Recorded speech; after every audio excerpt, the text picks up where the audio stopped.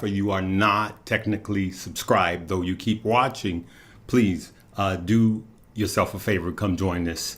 Family, listen, the new Fed just pulled the market down, okay? And listen, the market does not like when the Fed speaks, okay?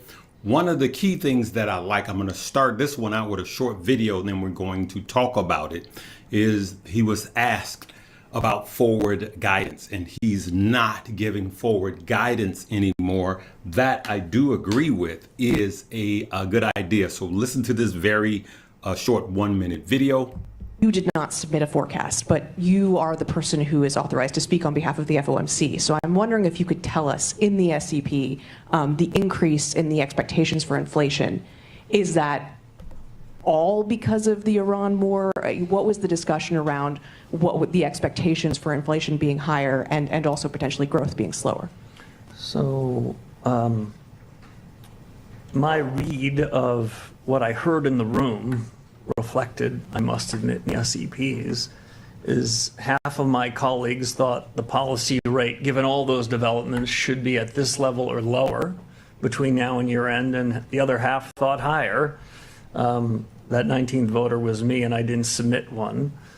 There's a range of views on the questions of first and second round effects, no resolution or conviction, but we'll be meeting again in 6 weeks. I think we're going to know more then, and I think that my colleagues are very attentive to incoming developments between now and then.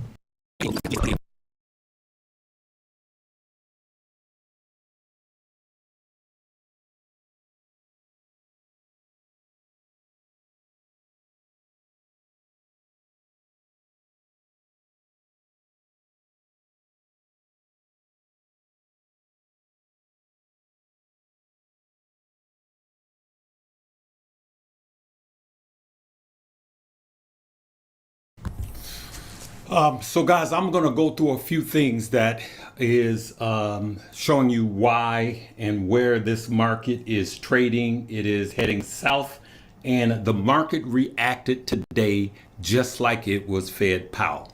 Some of you guys that were making these comments, if he actually increases interest rates, which the survey came out that said that there's a over 60% chance now.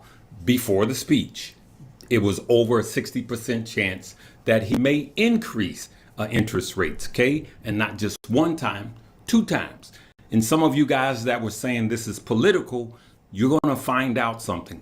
If he does not lower interest rates, which he can't do right now, then you're the same person. I'm going to ask you, is it still political, or is it just balancing the market, okay? Because some of you guys with your comments, you're exposing yourself, okay? So look at this.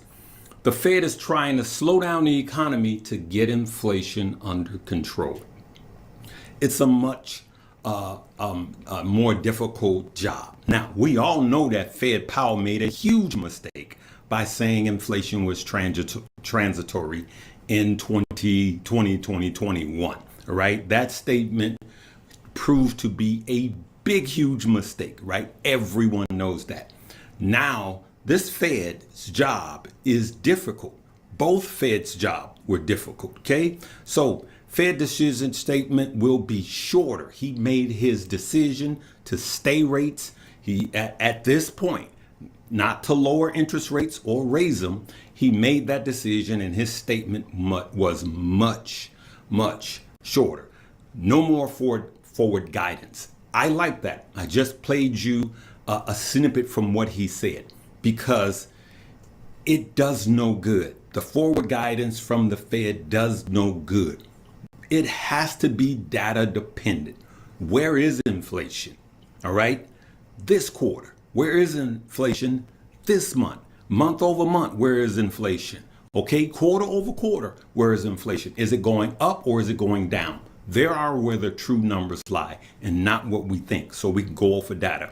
He is committed to changing the way that they look at data, all right, and come to a better conclusion while having a task force get together and make these decisions. I'm going to play another clip for you on what he said concerning the task force. I'm reading this very nice short statement that I think we've all appreciated in the room.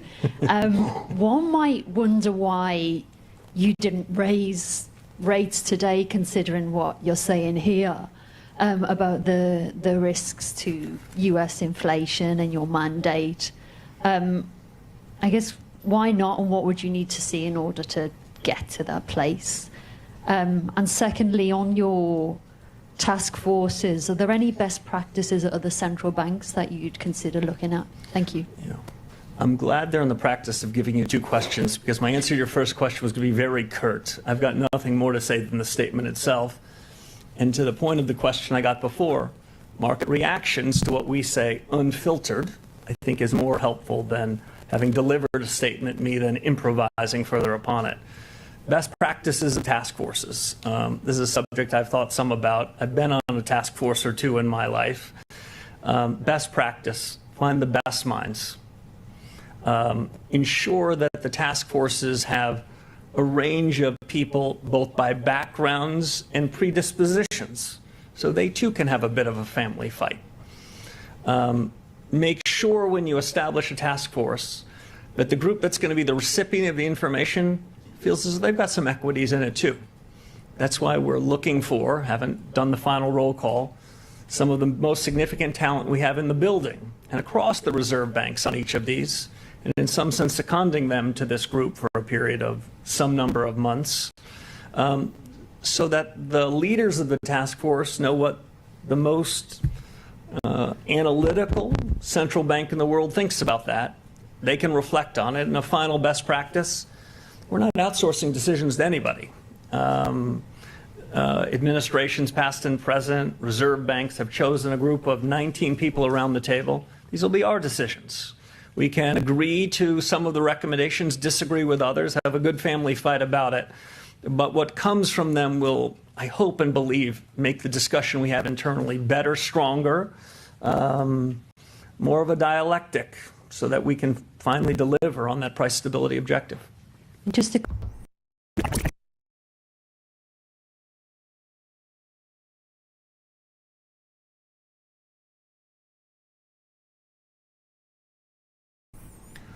Okay, before we look at more data, there was one person that talked about a Fed rate cut. So one person on the board talked about a Fed rate cut, and he said an argument was, on the way with that. All right, but that's one out of the entire board. All right, he will see there will be less Feds out talking, less loose Feds. This one's saying cut, one saying stay, and one saying rate, and they're going on all these different news media. I agree with that. That's just confusion. There needs to be a just single message coming from the Fed. This is just what I think you may differ. Okay. He also hinted that the way that we're looking at core is not correct, which I agree. The way we look at core inflation has never been right. And when you're talking about X food and energy, that's what we consume all of the time, okay? And so that's some of the things that he said that I actually like. That, listen, take your politics out. I don't care what side of the aisle he's on. The things he did wrong, which he tanked the market because he sounded hawkish to some people. I didn't think he sounded that hawkish, but the market did. That's what's important, okay? So the market did not like it. The NASDAQ is down at the time of recording. It's 300 points, okay? The S&P down 88 points. And is this a buying opportunity? It could be, okay? But all I know is that the market, if you're doing options, if you were on the live in Money Moves, I was adamant that if you were a beginner, do not trade. Do not trade the morning, the afternoon, or the evening session. Here's why. Look at this. It was a chop fest all morning. Boom, boom, boom, boom, boom, boom, boom, boom. Look at that. And then flush right to close. Well, this chart right here was every single FOMC meeting, just about every single one since 2020 under Fed Powell. It was the same thing. Now, one of the things about this is I know how to make money. I traded live one time, but I'm going to show you that. Now, look at what happened to the Qs. Exact same thing. Move, move, move, move, Fed talking, Q&A, right? When they start asking the questions, flush. And I will show you that because of this, I did not trade live in money moves because I did not want beginners trading. You would have gotten wrecked, okay? But I will show you how to become proficient at this and to actually make money. I want you guys to read this. This morning, I pulled this up and I said fools trade during an FOMC, only fools trade during an FOMC meeting. And it literally said that that is a proverb where more experienced traders don't trade, okay? So I just kept digging in deeper and deeper. For those of you that was live, you saw that this morning's live. A couple of thousand of you saw me. But I found this one, trading during an FOMC meeting is, look at that, strictly for fools. Isn't strictly for fools. See that? All right. But it is one of the riskiest times to be in the market because the Fed's rate decision and forward guidance create massive instant volatility. Massive instant volatility. Massive instant volatility. So if you are new and you didn't trade today, that was the perfect trade for you. Okay, but watch this. Many retail traders avoid it while professionals adapt by a specific strategy. What is my strategy? My strategy is this. Wait to the top that they start the Q&A. We wait until the top. We start finding resistance and we do a put. You could have did it on the SPY, the same deal. And then you do a put. Now, the traffic trader, okay, led you to the money again. Here it is. Yellow light. We had a crossover down here. We call this our rear view mirror of red. And then it flushed. But before then, it was tricky. It was dicey. It was choppy. Okay. So for those of you that are paper trading options, I only want you to trade the FOMC meeting on paper and not your real money. Okay. So I could have made massive money, but I did not. Why? Because it's a new Fed and I chose to take a couple of small positions. Now, I did walk away with some money and I will talk about the entire thing a little later to my traders. Okay, so here's what I did, right? This was the Qs. As you could see, 19% walked away with $185. And before that, I walked away with a 16%, $162. Okay, sorry about that. Don't have time to edit that out. Now, I had an option overnight experimenting. Okay, I will explain this one to our money movers later. This is 292%. I was experimenting. The truth be told, I forgot I had that. So we printed about just under $1,300 by the time we cashed out everything today. But I am working on something for the money movers. Everybody gets everything. There are no tiers. Okay, everybody gets a traffic trader. Everybody gets everything. I will be in money moves when I finish this. Come and join us. But at the top link below, or you may see a link there. But until then, let's see if this market actually rebounds or stay where it is. Okay, we'll see you later. Live, love, laugh, and learn.